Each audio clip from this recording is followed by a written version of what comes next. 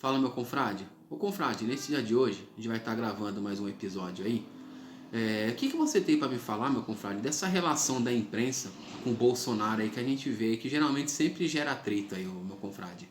Saudações ao confrade, saudações preclaros confrades. Bom, a esquerda ela resolveu tomar as dores da imprensa. A imprensa que sempre prejudicou governos nacionalistas, não é, ou que fizeram algum desenvolvimento para a nação, não é, como por exemplo o próprio governo Lula, que não é um governo nacionalista em si, mas trouxe algum desenvolvimento ali na construção civil, não é? Enfim, vários programas sociais que já mencionamos em vários vídeos. Mas o jornal O Globo, por exemplo, tenta destruir o Brasil de todas as maneiras desde sempre, não é? Desde a época do Getúlio Vargas, não é? A Rede Globo surgiu onde? Durante o regime militar aqui no Brasil e hoje se coloca contra, não é? Então, assim, confrades, eu não vou tomar as dores da imprensa brasileira, até porque o que o Bolsonaro fala tem muitas verdades sobre a imprensa brasileira, que inclusive o próprio Brizola já falava. Brizola já falava que se sentasse na cadeira presidencial do Brasil, caçaria o mandato de concessão da Rede Globo, por exemplo. Não é? E o Bolsonaro foi o único presidente que está cortando verbas, batendo de frente com a Globo, por exemplo. Obviamente ele está aumentando verbas para o Record, SBT, dando preferências e etc. Mas a esquerda que sempre gritou, a gente não é bobo, abaixo a Rede Globo, não há alienação, não é? Esse era o discurso da esquerda, o confrade raiz. Hoje ela está tomando as dores, por exemplo, de uma imprensa, como o Bolsonaro fala, canalha, e eu concordo que seja uma imprensa canalha, não é? De uma jornalista da Globo, por exemplo, que foi perguntar para ele por que ele entrou sem máscara em tal lugar. Deixa eu falar, porque eu sou um alvo de canalhas do Brasil. Dá para ficar lá a boca atrás, por favor? Hoje o senhor chegou sem máscara também. Olha, eu chego como eu quiser, onde eu quiser, tá certo? Eu cuido da minha vida. Pare de tocar no assunto, você quer botar... Me bota o celular agora, vai botar agora. Estou sem máscara em Guaratinguetá, tá feliz agora? Você está feliz agora? Essa Globo é uma merda de imprensa. Vocês são uma porcaria de imprensa. Vocês são uns cala a boca, vocês são um canalha. Vocês fazem o jornalismo canalha, vocês fazem. Canalha, que não ajudam em nada. Vocês não ajudam em nada. Você destrói a família brasileira, destrói a religião brasileira. Vocês não prestam. A Rede Globo não presta. É uma péssima órgão de informação. Se você não assiste a Globo, você não tem informação. Você assiste, está desinformado. Você tinha que ter vergonha na cara se prestar um serviço porco que é esse que você faz na Rede Globo. Obrigado.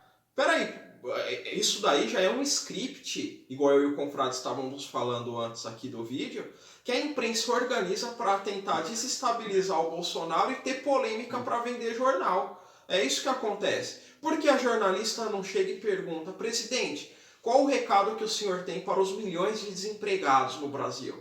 Ele com certeza iria dar uma resposta mais ou menos, de maneira educada, não é? E ao mesmo tempo ia fortalecer o debate político real que importa, que é crescimento econômico, que é desemprego, que é poder de compra.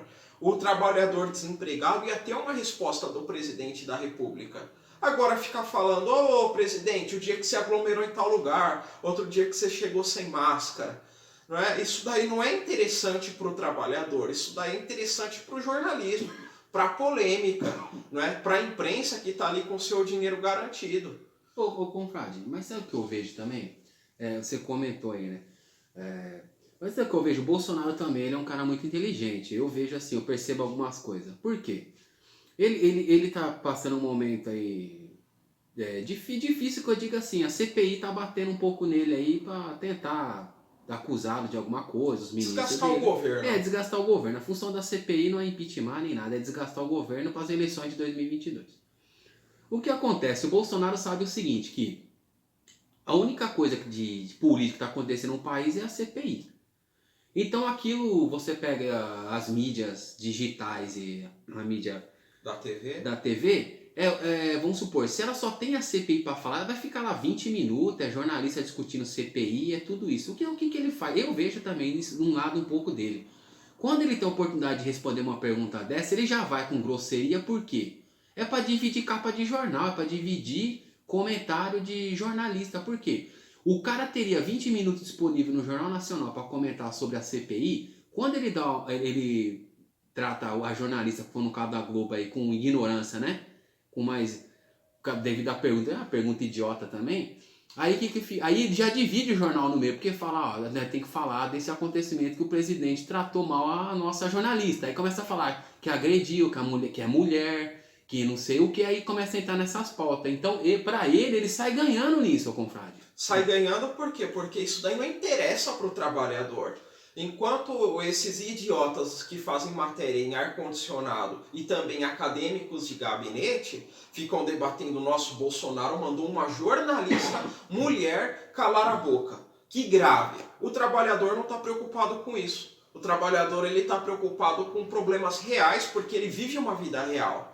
Agora, o jornalista não vive uma vida real de brasileiro, o acadêmico não vive uma vida real de brasileiro. O acadêmico está ali trabalhando numa universidade estadual ou federal, ganhando um salário acima da média da população, no ar-condicionado, debatendo assuntos que ele concorda com outras pessoas que concordam com ele, ou seja, ele está numa bolha. Não é? E o mundo real é o que o Bolsonaro está falando aí. Eu peço, por favor, para o diretor colocar essa entrevista aí da jornalista, não é? Onde ele fala que é uma imprensa canalha, onde a Rede Globo só prejudica o Brasil, não é? Com a religião e etc. Isso daí é verdade. Os valores familiares, porque a programação dela é degeneração pura. Não é? Então, assim, o jornalismo, ao peitar o Bolsonaro, ele não está peitando o Bolsonaro pelo que deveria peitar. Que é, por exemplo, pautas econômicas, desenvolvimento econômico. Ela peita o Bolsonaro por conta, em tese, das suas bandeiras de valores. Isso daí o próprio José Dirceu já falou do PT há anos atrás, quando o Bolsonaro ganhou a eleição. Ele falou que o Bolsonaro teria um atrito com a Rede Globo. Por quê? Por conta dessa questão multicultural, a agenda multicultural. Mas na questão econômica, são os mesmos interesses.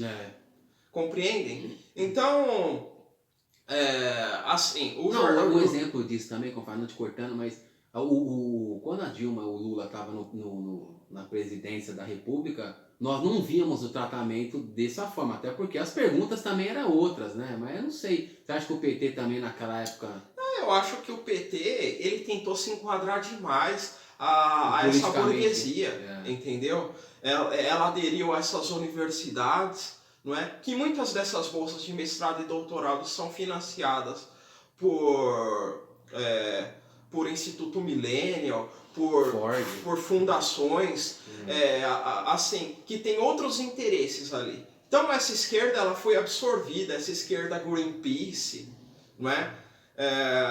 A esquerda eco, não sei. Essa esquerda eco. Então, assim, a esquerda ela tentou... não, vamos dialogar, estamos numa democracia, não é?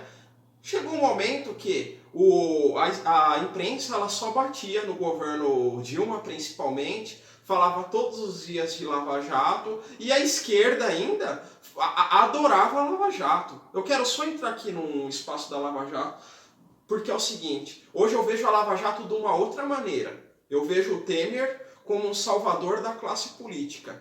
Porque, ainda mais depois da entrevista e o que o Eduardo Cunha escreveu nos livros, não é? O que acontece? O Moro, o Dallagnol, esses caras aí não eram contra o PT. Até porque vários caras do PMDB foram presos durante a Lava Jato. O Cabral está lá até hoje, preso com vários problemas. O Eduardo Cunha ficou muito tempo preso, não é? A Dilma ela sofreu impeachment e nem os direitos políticos ela perdeu. Não é? Então é o seguinte, o que estava acontecendo ali hoje, como eu enxergo a Lava Jato? A Lava Jato ela estava avançando contra a classe política, porque quem queria ocupar essa classe política era o Moro, eram os procuradores, tanto que ensaiaram uma candidatura desse Dallagnol para senador, para o Senado, não é? Depois cogitaram esse Dallagnol aonde? Na Procuradoria-Geral da República, não é? Esse Moro tinha interesse em ser ministro da Justiça e depois ir ao STF, e o tiro depois saiu todo pela culatra, né? Mas esses caras aí, eles estavam querendo implodir a classe política para ocupar os seus devidos lugares. Tanto que saiu uma entrevista aí recentemente de que o Moro não descartou totalmente ser candidato à presidência. Ele vai decidir até outubro desse ano. Não é? Então, assim, são pessoas que tinham interesses na política. E a Dilma estava completamente desarticulada politicamente. Olha só, quem era a base aliada da Dilma naquele momento? A base aliada da Dilma naquele momento era o PMDB. O próprio vice dela era do PMDB. E a Lava Jato, ela surge no governo da Dilma. E a Dilma não fez nada para impedir a Lava Jato. Ela não fez nada para proteger os seus aliados. Eu estou falando aqui de política real. Eu não estou falando de como a política deve ser. A política se faz como podemos e não como queremos. Agora imagina você que é do PMDB, apoia o presidente da República, e você vê inúmeros quadros grandiosíssimos do seu partido indo preso. Você vai continuar apoiando, não, Dilma? Eu tô com você, hein? Eu tô com você, Dilma. Logo você que ganhou uma eleição apertada, não é? Você ganhou uma eleição apertada, no dia seguinte que você ganhou a eleição já tinha gente pedindo seu impeachment. E aí você faz isso com os seus aliados.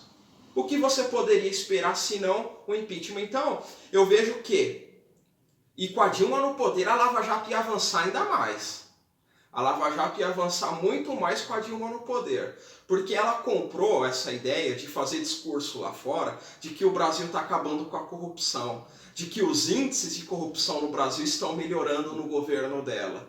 Só que foi isso daí que destruiu o quê? O projeto nuclear brasileiro com o Almirante Otton. E hoje o Almirante Otton está respondendo o processo com quase 80 anos de idade. Eu não vejo a esquerda pedir liberdade e anulação do processo do Otton. Por quê? Porque o Lula está podendo se candidatar e é o Lula que interessa. Assim como eu concordo com essa crítica do Ciro, às vezes eu critico muito o Ciro nesse canal, mas eu concordo com a crítica do Ciro em relação ao Lula. O Lula tem essa mania de ser Deus. Então, se o Lula não responde mais processo que impeça sua candidatura, a esquerda não está nem aí para quem está preso. Para o José Dirceu, que não pode ter cargo político, né? Para o Genuíno, que se ferrou, para o Almirante Otton e Silva. Não, interessa o Lula.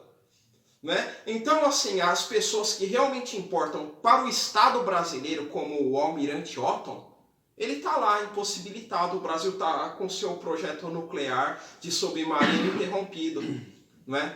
E quantos almirantes Otton nós temos no mundo? Pouquíssimos. Né? Então, e essa mesma imprensa que ajudou a prender o Almirante Otton, essa mesma imprensa que ajudou a destruir as construtoras, que sofreram um boom justamente no governo do PT. Então o que eu vejo a Lava Jato hoje, confrade, desviamos completamente o assunto, é que o Temer viu que a classe política estava para ser implodida de verdade. Se a Lava Jato continuasse até 2018, que era a próxima eleição, não ia ter mais classe política, ia estar todo mundo preso, esses caras iam tudo estar preso, o próprio Temer ia estar preso, Renan Calheiros ia estar preso, todos esses caras iam estar presos, com a Dilma lá, porque ela não fez nada para implodir. O Bolsonaro fez. Bolsonaro acabou com a Lava Jato. E ele tem meu apoio por isso. Então eu vejo ali que o Temer ele sacrificou o anel para salvar o dedo. Né? Porque a esquerda falava, Temer golpista.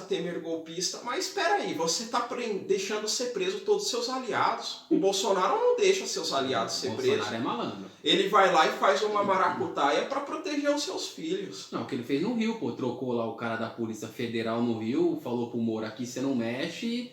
E demitiu o Moro, mesmo custando prestígio político, porque o Moro ali era um prestígio político que ele tinha. Não é? Porque o Moro é o combatente da corrupção. Ele falou, não, vou mandar esse peão embora, vou trocar o delegado da Polícia Federal e pronto. Ele interveio bruscamente com a mão dele e acabou. Quem manda aqui sou eu e acabou. Você quer mandar no... Você quer. Porque o papo foi o seguinte, mais ou menos, ó, confrade. Ele falou assim pro Moro, né? Conversa de bastidor, ele falou assim pro Moro, você pode colocar a mão em qualquer estado brasileiro, mas no Rio de Janeiro quem manda sou eu, ali é meu. Porque os esquemas do Bolsonaro, da família dele, tá tudo ali. Aí quando ele foi querer começar a mexer lá, que a Polícia Federal foi atrás de alguma coisa lá daquele rapaz lá da rachadinha lá do Flávio. Do Flávio, né? Aí o que O aconteceu? Queiroz também. Não, do Queiroz, exatamente. Começou a mexer ali no Rio, ele falou, amigão, sai fora daí que aqui você não pode mexer. É. Quem mexe aqui sou eu. Pegou, deu um jeito de mandar ele embora e caiu fora. Até porque o Crivella era prefeito do Rio de Janeiro, que é da Universal, que apoia o Bolsonaro. Então, assim, o Bolsonaro, ele tá errado, se a gente for falar de política limpa, ele tá errado. Mas a política se faz como podemos e não como queremos. E você deve, ou você já dizia Maquiavel, ou você deve ser amado ou você deve ser temido. A Dilma, ela não era amada porque ela ganhou com pouquíssima margem a eleição de 2014, e ela também não era temida, porque ela estava deixando ali o judiciário avançar. Tanto que o próprio Ciro Gomes ele falou na eleição, quando ele se candidatou para presidente, se eu for presidente eu vou colocar o judiciário na caixinha. Quer colocar na caixinha? Colocar nas suas devidas competências. Não é? Porque hoje o judiciário legisla, por exemplo. Né? Ele fala de pautas que é de interesse popular, da democracia representativa. Isso daí não pode acontecer. Não pode acontecer. Isso tudo vinha acontecendo. Por quê? Porque a esquerda dilmista, né, abraçou uma esquerda acadêmica. Tanto que depois coloca um liberal lá. Não há ninguém mais liberal que o próprio Joaquim Levy. Não é? E a esquerda fica falando que sofreu golpe. O Meirelles ele tem muito mais uma consciência popular do que, por exemplo, o Joaquim Levy. Porque todo o crescimento econômico e de desemprego, e tem muito a mão disso no governo Lula, o Henrique Meirelles, que é um liberal, mas é um liberal com muito mais consciência social, como diz a esquerda. Então, confrade, aí voltando um pouco, a gente desvia um pouco do assunto, pessoal, mas é que é muito assunto pra falar. É muito assunto. Mas dessa relação do Bolsonaro com a imprensa, mas eu vejo, sabe o que eu vejo também, confrade, é assim. Toda vez que você tem um grande fato envolvendo ou o Bolsonaro ou a família Bolsonaro, ele dá um jeito de fazer algum evento para tirar a atenção. É aquela famosa cortina de fumaça. Um exemplo que eu vou te dar.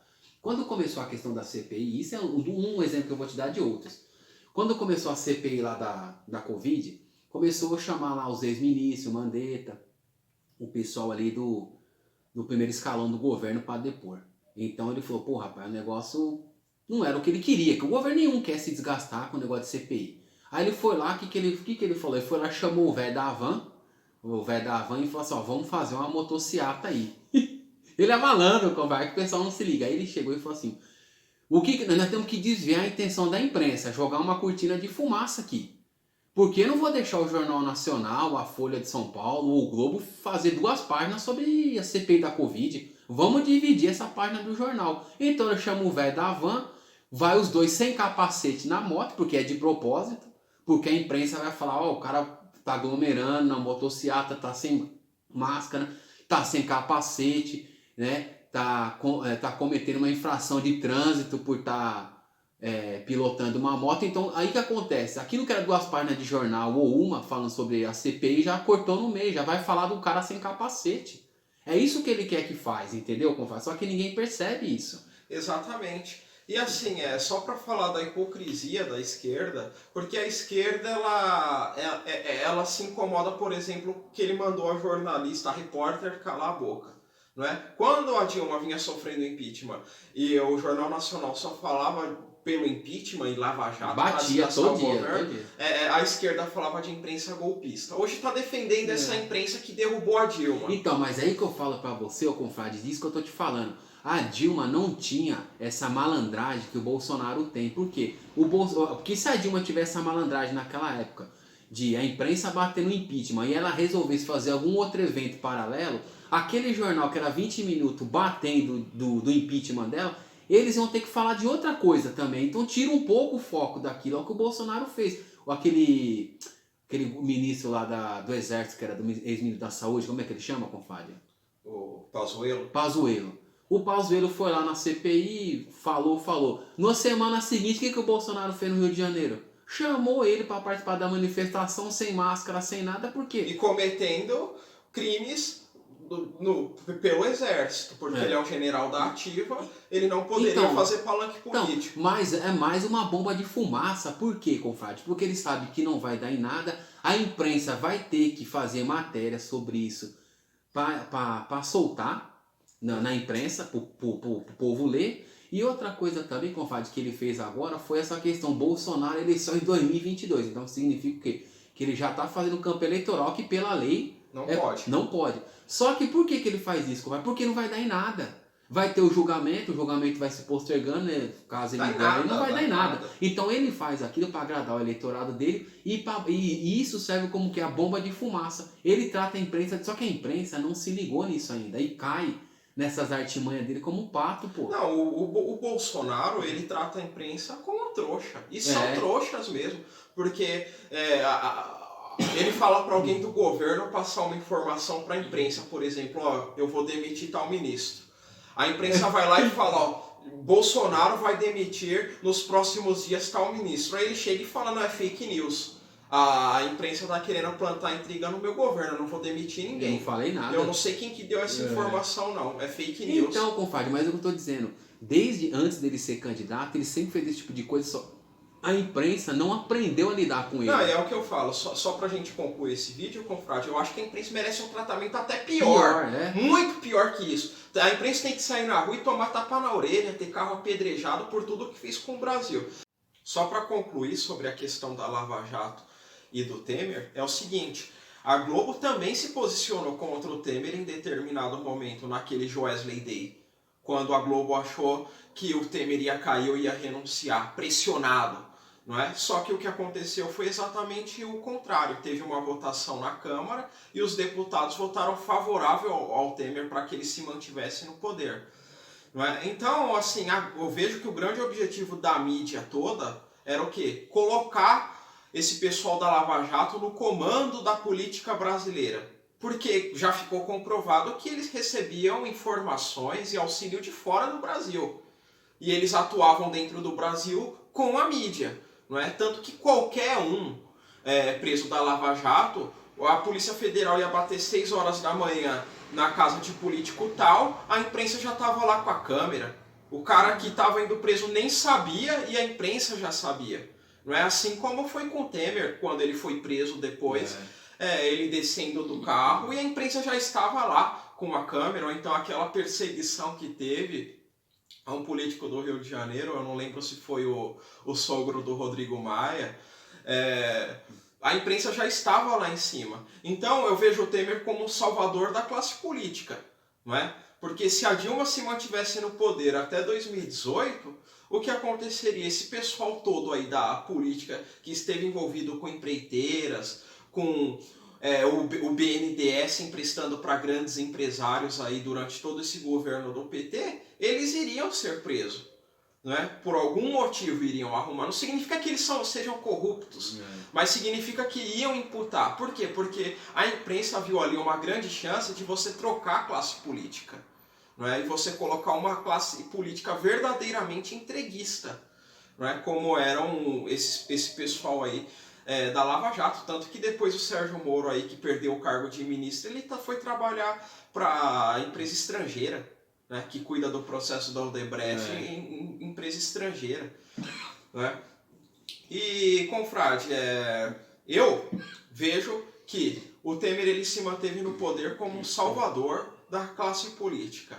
Inclusive, próprios membros do PT provavelmente admitem isso, não em público, obviamente, mas no privado. Ele salvou muita gente. Ele salvou muita gente. E foi ali no governo Dilma também que começaram a falar de Lula. Ninguém se falava em Lula no primeiro governo da Dilma.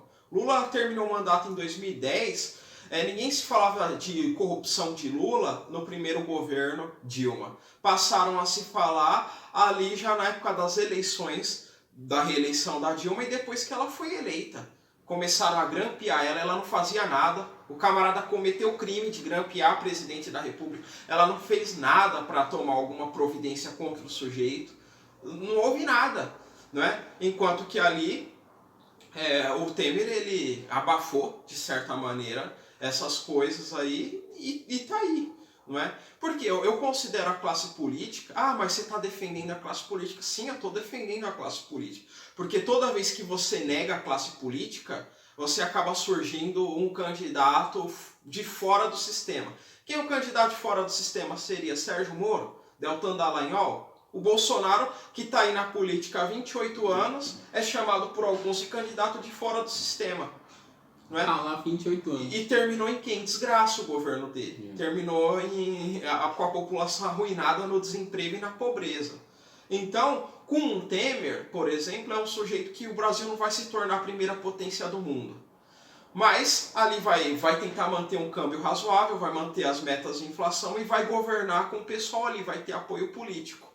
Né? E vai saber conversar com o setor rentista, como dizem, mas também não vai desagradar e tirar totalmente tudo dos pobres. Olhando hoje, eu vejo que o Temer não foi um mau presidente. Muito pelo contrário. E então é isso, se inscrevam no canal, estamos juntos. Um abraço.